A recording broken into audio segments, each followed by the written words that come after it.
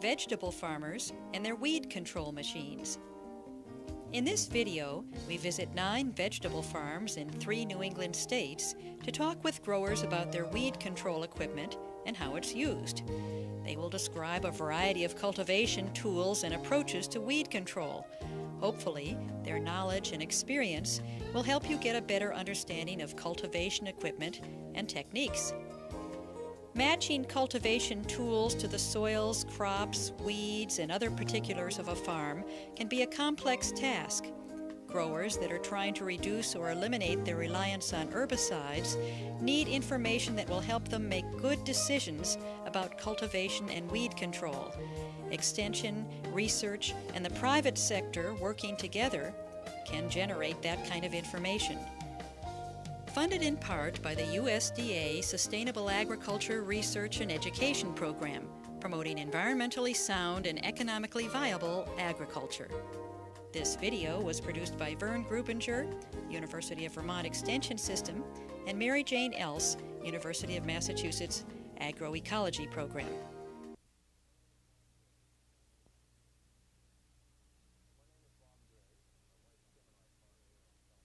Well, my name is Bob Gray, and my wife Kim and I farm here in South Newbury, Vermont. We run a roadside sales operation. We have approximately 30 acres under cultivation. Try to grow a wide variety of vegetables, and we have a pick-your-own strawberry operation and a wholesale strawberry operation. I would say that strawberries are about a third of our crop. Well, a third of our income anyway, and mixed vegetables sold in our retail stand are the other 2/3. I'm here today to show you some of our cultivation techniques. We feel very strongly that any weed's a bad weed. I don't like to see any weeds in the field. That doesn't always happen. We use herbicides. Probably our biggest crop for herbicides is corn. We think corn is a good crop to clean a field with. If we get a field that's really has a lot of weed seeds in it, we can put corn and go with herbicide, and it doesn't get rid of all the weed seeds, but it certainly, lowers the pressure.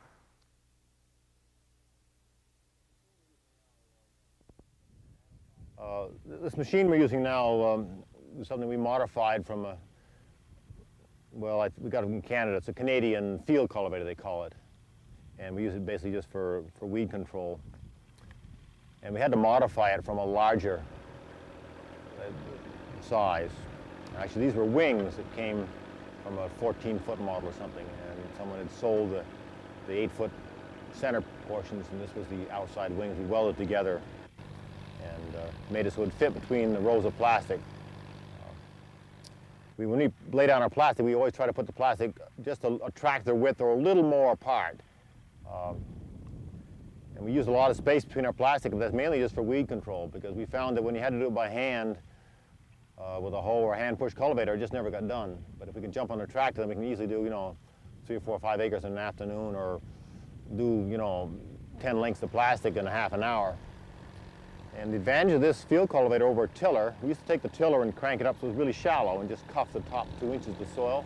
It worked very well, but it was slow. The beauty of this piece of equipment here is that you can adjust the depth. And so we can use it as a primary tillage tool to loosen the soil and go 6 to 8 inches deep, if that's what we want to do. But when we're controlling weeds, we just want to skim the surface of the soil, the top 2 inches. And so with this adjusting wheel here, we can raise these tines up or down so they just barely skim, because we don't want to bring up more soil. We want to just sterilize the soil, the top 2 inches of soil, and kill those weeds that are in that zone. So this is just simply a spring-loaded, a spring shank cultivator tooth that vibrates and creates a little more tillage action. But the thing I like the best is this reel in the back, in that once you've broken the soil up, there's some clods of dirt like this that a weed is actually growing in.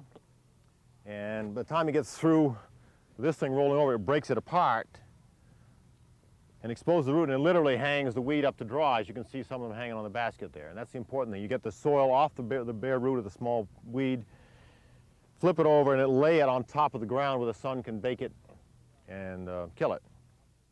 We've been trying to figure out a system for the edge of the plastic for as many years we've used plastic, and this is coming closer to what we want all the time. We used to use shovels, sweeps they call them, off a cultivator, but that would either go above the plastic and just skim along and not kill the weeds, or go below the plastic and loosen it up and not kill the weeds either. We find this, we can run right over the top of the plastic, and in fact, sometimes I think it even stretches the plastic tighter and makes the plastic better, because it'll roll over the top and push little holes in it and punch it down further in the soil. So this is zoned, if you understand, on the edge of the plastic, where the plastic curls down under, where you secure it to the soil. That is always a weed problem, because you can't take a hoe. Even with a hoe, you end up tearing the plastic. Whereas this thing seems to go over and flick the weeds off, if they're small. As I said, again, these weeds are too big. We had a problem here. We missed them the first time through. But under ideal conditions, if you time it right, it works quite well. This piece of equipment here actually came off a Lilliston cultivator. It's some of your larger Lilliston setups have what they call an inner wheel. It's a smaller spider wheel that runs very close to the plant. And we just took it and modified it with the same hookup to this cultivator setup here. We got an adjustment here so we can swivel it to get an angle. The more angle you get, the more action you get. And we think it works pretty well. I got some weeds here in front of me, and the time to get weeds is actually before you see them, or just when they're an inch or less tall, because the root system isn't very strong, and by just flicking the dirt, you can roll the soil over and get the weed exposed to the surface, where it'll die in a half an hour or less in the sun. You take a larger weed here, which is one we missed from the last cultivation. This weed has so much reserve moisture and nutrients in the stalk itself that it'll sacrifice that, and that weed there will not die in an hour in the sun. It may not die all day in the sun. So you've missed it. Once they get this big, you're in real trouble. It means handwork. So timing is everything, and we always have problems. If it rains 4 days in a row and it's warm and you can't cultivate anyway, then the weeds get away from you. And I guess that leads me to another point, is that we have lots of cultivators and lots of tractors, and I think you almost never have too many, because I like to have each cultivation piece of equipment on each tractor so I don't have to stop and adjust and mount up, because sometimes you don't have the time to do that. It'd be nice just to be able to jump from one tractor onto another one. And it's kind of extravagant, but you can usually find a used tractor that if you don't use it too heavily, will last for years. And just mount a certain piece of equipment on that tractor and get it set up perfectly and leave it.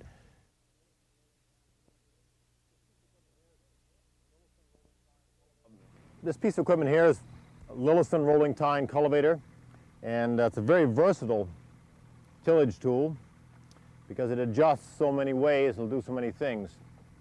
You can adjust it this way, like if you want to hill potatoes, you can crank it up pretty steep and it'll throw dirt up. You can adjust it back and forth, like if you see it this way for more action. If you want it to dig more and move more dirt, then you turn this backwards. You can slide it this way to get closer to the plant or further away from the plant. We like it a lot, use it on many, many crops. Right here on broccoli, we use it to actually throw dirt underneath the plant to bury weeds. We have the front sweeps on, and then we come along, which will move the dirt in under the plant, and this will actually throw dirt behind and throw it over the plant. And if you watch your timing, if the weeds aren't too big, you can keep this crop absolutely clean. I think I can get 99% of the weeds in this crop every time, as long as I'm there when I'm supposed to be there. I want to talk about these cultivator sweeps and what they do, but look here, I see something that reminds me of something very important. You should never let your cultivator sweeps rust, and I always do, because I seem too busy to clean them up, and they'll rust literally overnight because of the acidity of the soil or something. Once they rust, the dirt doesn't slide smoothly over the cultivator. It boils over. So it doesn't do nearly as nice a job of cultivating. You really want to slice just under the ground with a cultivator, an inch, half-inch deep. Once you get dirt sticking to it, it begins to boil and roll, and it doesn't do nearly as nice a job. And that's just because it rusted and gets sticky. And by rights, they should be cleaned off every time you get through and oiled. And if you have rust on them, they should be sanded until they're really smooth. We have a problem here. We don't cultivate enough acreage at one time so that they get smoothed up. If you're cultivating 10 acres, by that time they'll finally get all shiny and smooth. But here the rust lasts from one time to another. We try to set these cultivator shanks, the sweeps they're called, so that they'll throw dirt underneath the plant and bury up any weeds. I mean, lots of times, I mean, my dad used to say, there are two ways to kill a weed. You know, you can cut it off, you can bury it up. And I think sometimes burying up a weed is just as successful as actually digging it up. Because when you dig it up, it still has a root. If you cover it up, you smother it. And it, it's just not going to grow. So all you want to do is throw dirt over the weeds with your cultivator sweeps like this, see, and bury them up. And if you get them when they're an inch or so tall, it works very, very well. And so you're going to move these in or out so they do just what you want them to do. Speed is important. The Lillison likes to go fast. That's the cultivator in the rear. And if you can go fast and not hit the plants with these, well, then it'll work even better because it'll throw the dirt more.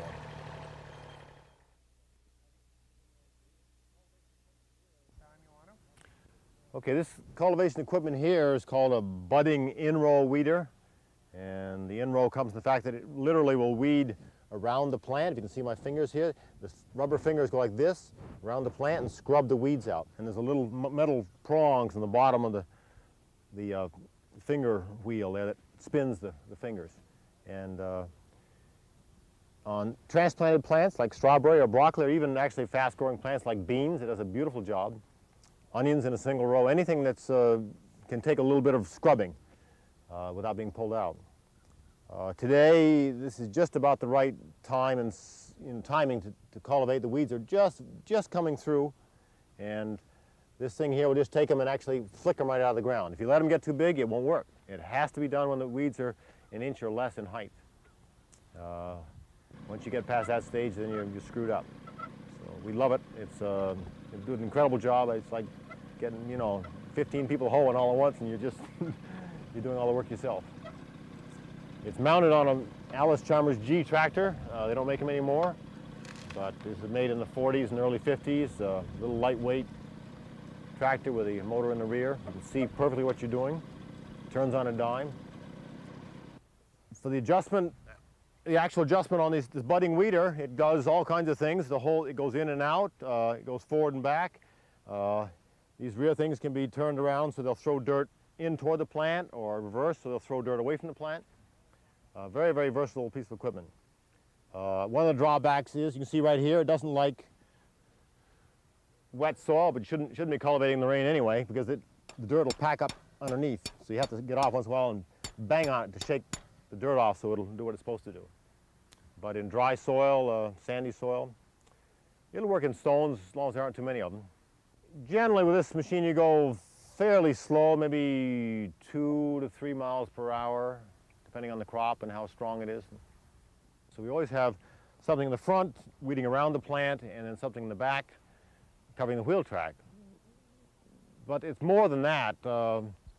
With the other tractors that have the Lillisons on them, the Lillison can actually do more work than just covering the wheel track. So the front cultivator, whatever it may be, a sweep or a shovel or fingers like this, works around the plant, and the Lillison can come along and finish up or level out or throw more dirt or hill, depending on what you want to do. So we always try to figure out what we're trying to do and put a piece of equipment that'll, do the most we can, do the most good. Trying to reduce or eliminate their reliance on herbicides need information that will help them make good decisions about cultivation and weed control. Extension, research, and the private sector working together can generate that kind of information. Funded in part by the USDA Sustainable Agriculture Research and Education Program. They will describe a variety of cultivation tools and approaches to weed control. Hopefully, their knowledge and experience will help you get a better understanding of cultivation equipment and techniques. Matching cultivation tools to the soils, crops, weeds, and other particulars of a farm can be a complex task. Growers that are My name is Bob Gray, and my wife Kim and I farm here in South Newbury, Vermont.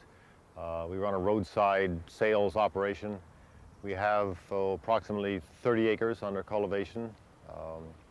Try to grow a wide variety of vegetables, and we have a pick-your-own strawberry operation and a wholesale strawberry operation. I would say that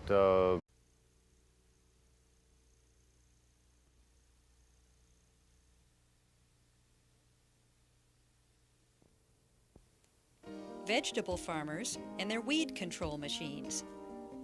In this video, we visit 9 vegetable farms in 3 New England states to talk with growers about their weed control equipment and how it's used, promoting environmentally sound and economically viable agriculture.